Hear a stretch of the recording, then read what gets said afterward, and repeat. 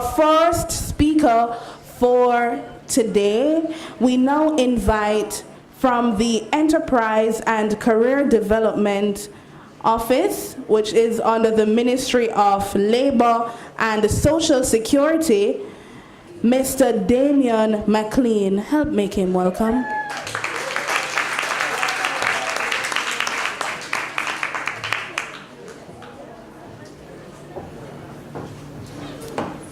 Mr. McLean is the Enterprise and Career Development Officer at the Ministry of Labor and Social Security. Let's give him a round of applause.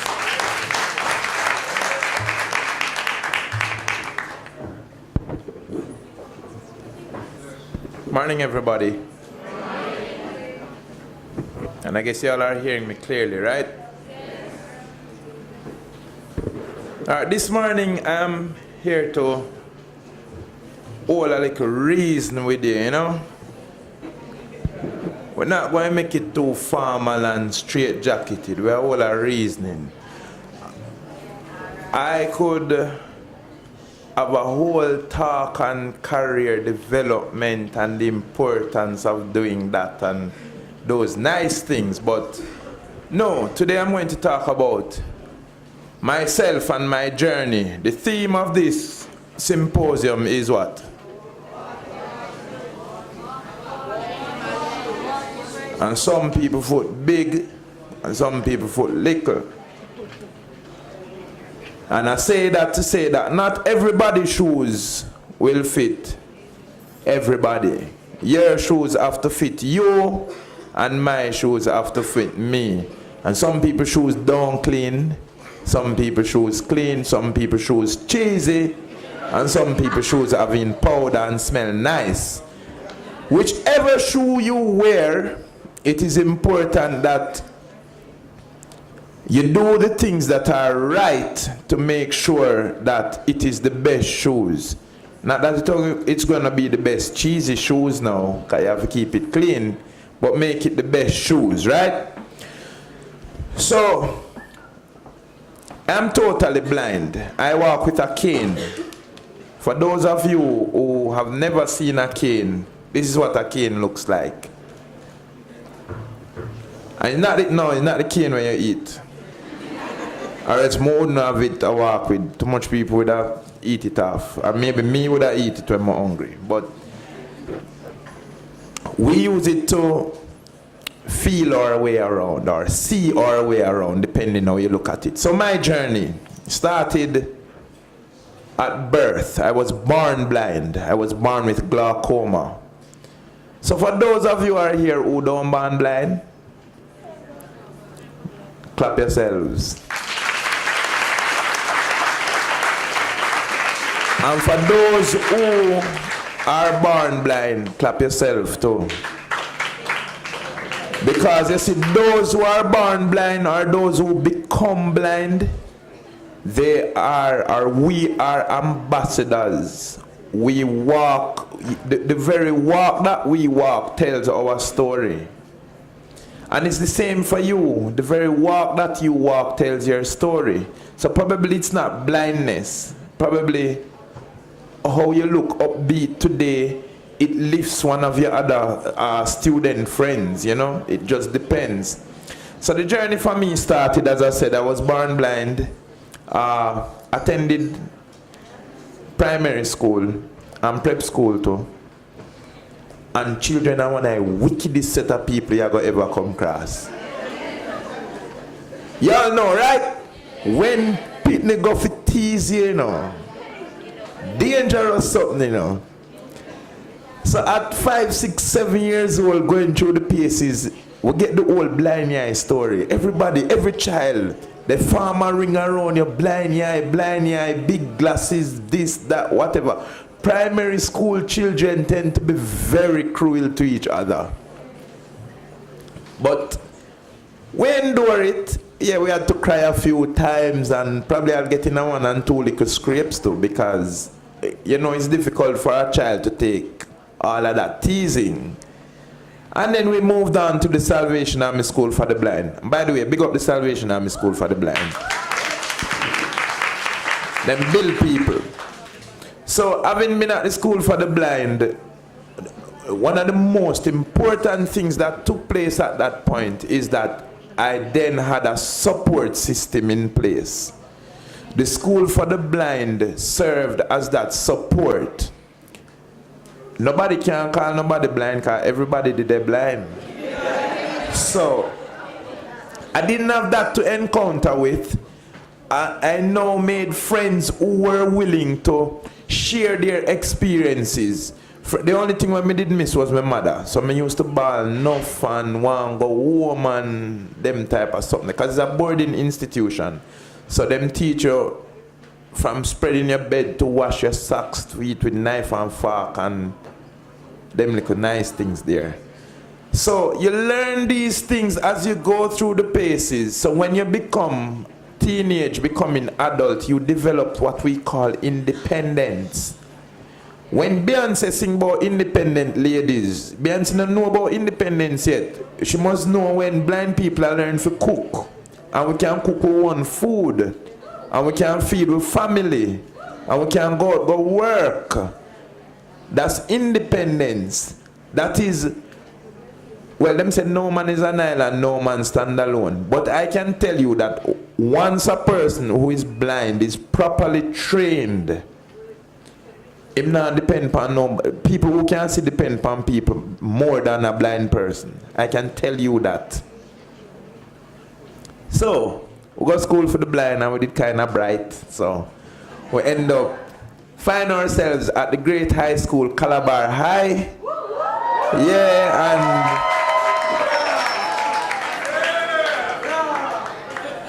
and the utmost for the highest, the lion roars continually. So, having gone to Calabar, it got even more interesting because you now come out of a protected space at the school for the blind and now you're back into an integrated space where you are now at high school with regular boys. And of course, you know, we had to take the trip over to Queens and Merle Grove and Holy Childhood to straighten that side of things. So, and yes, I was a part of all of those things. My friend, them regular life, high school life, give yourself trouble, same way, turn prefect, same way, go sixth form, same way. All of them nice things there. Kinda bright. Same way. So, and teachers found us to be role models, you know. Them thing they stroke your ego and you feel big, you know. Because when a teacher can say to another student, look at Daemion's work. You need to lift your standard to that point. Daemion is this and Daemion is that and so on and so forth. It does something for you. And I'm urging you children now who are in the audience to focus on the books.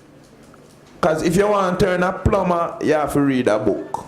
And if you want to be a lawyer, you have to read a book. So it don't really matter which spectrum of the employment thingy you are, which spectrum you want to be employed at, whether it be a gardener versus a landscaper, because them change up the term them so often nowadays. I don't even know which one to use. But if you want to be a landscaper versus a lawyer, no matter what, you have to read a book. So please zone in on the reading. I'm soon telling you how I read and them something too. But, a 15 minutes may have, by the way. Having gone through high school, as I said, sixth form, and now we reach university business. So we did the high school walk, as I say. I didn't have much problems in high school because by the time I had completed school for the blind, the support system was in place. My confidence gone sky high now because I am now at the top high school in Jamaica. We are roll with good people. We have good support services in place. So we're nice. And then came university. Applied for both Huey and Michael. Got through for both of them. Chose University of the West Indies. Went through. Got a degree in social work. did several certificates and diplomas too, then moved to the Ministry of Labor and Social Security where I'm working now.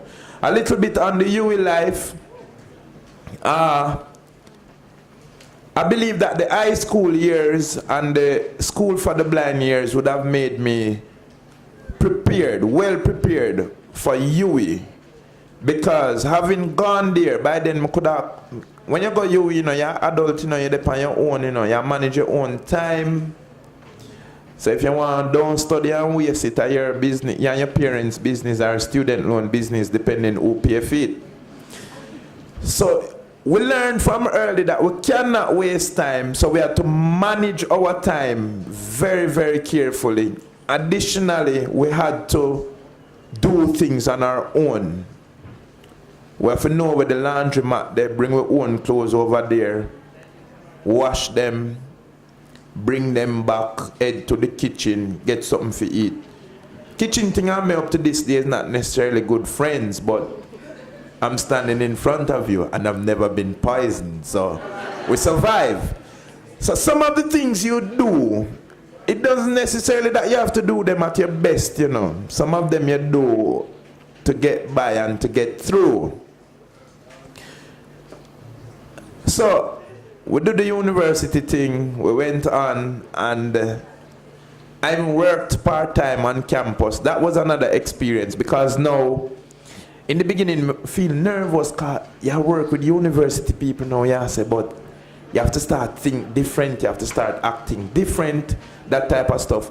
But really and truly, as you went along, the comfort level grew. And then came Ministry of Labor and Social Security. I've been there for 10 years. I guess if I was doing something wrong, I wouldn't be there so long. So I think I'm pulling my weight there also. And life continues. I've started a family with a lady who is sighted, because I know a lot of times people tend to think that once you have a disability, you are likely to be with somebody else with a disability. But that's not necessarily the case. I've started, none of my children are blind or visually impaired, thank God.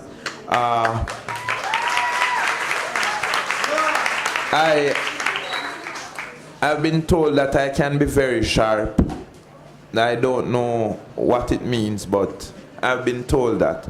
So basically, and I'm not painting a picture as if my story is all that beautiful and thing. Many challenges.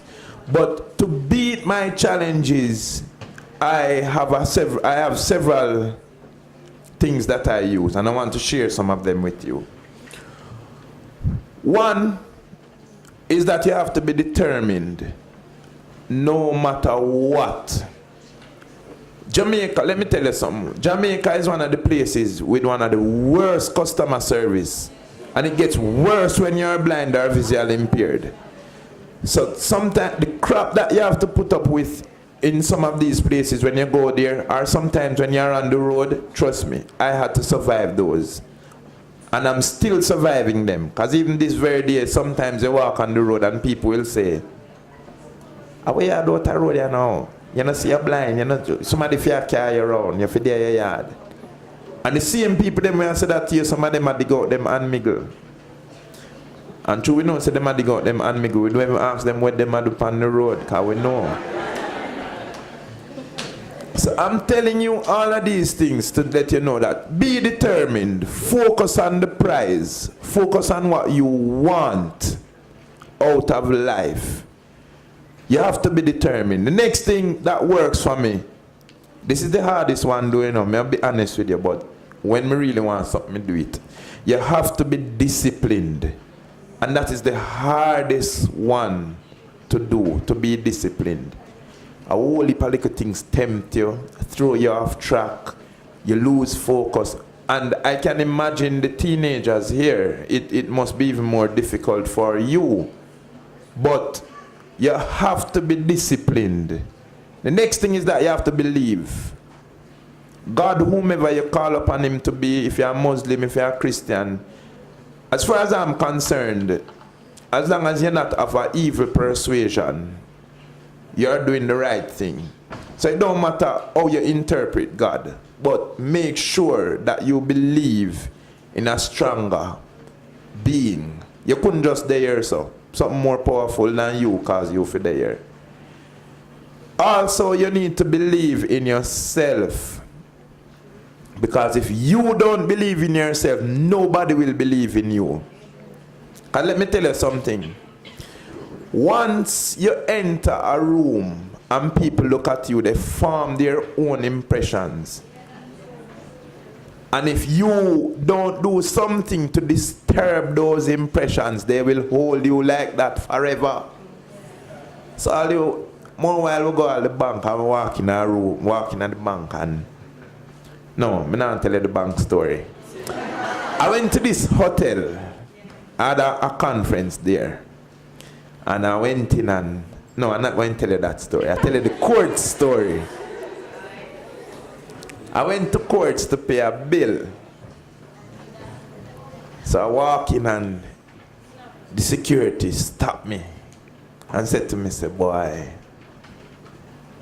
you know where you are? So I say, yes.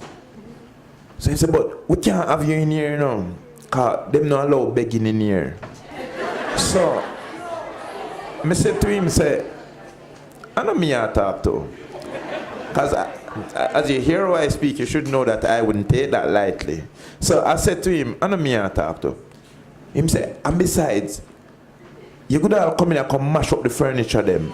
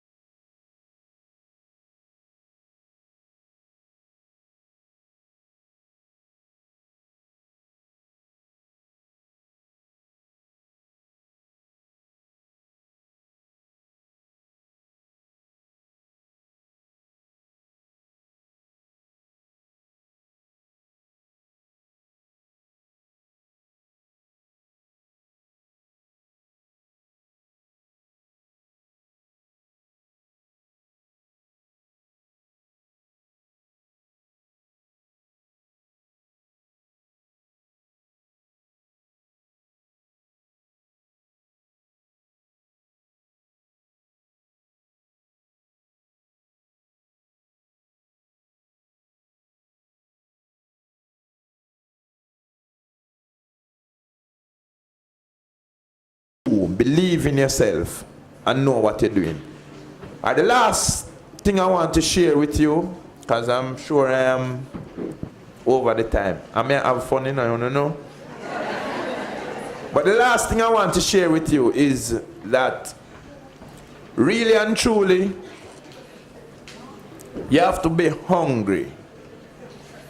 You have to be, in the same way how you are hungry and you go eat, and when you're thirsty, you go drink something, you have to have a similar feeling, a similar passion for what you want to achieve.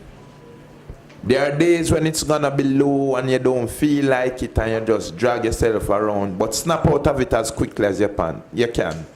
Do not allow it to take you over. The story is told of a captain of an army who took his men to war, and they went across the sea to fight on another island. And when he went there, he said to the soldiers, "Gentlemen, destroy all these ships." And they were like, "Why? What is going to happen? How are we going to get back?" He said, "When you destroy these ships, you have one option. And that option is that you must win the war. Because if you don't win the war, you have no escape." And they won. So you have to look in your life now and see, where are your ships? And the ships are the fears. The fears are what will hold you back And you have to destroy those fears. And they're not easy to destroy. As I say, I'm not painting a pretty picture up here. Some of them will haunt you for years. But guess what? They can be destroyed. People before you have done it, so you can do it too. You can do better than the people before you. And it is said that life is like a deck of cards. The hand you get is the hand you play. And you have to determine the outcome of that hand. Thank you.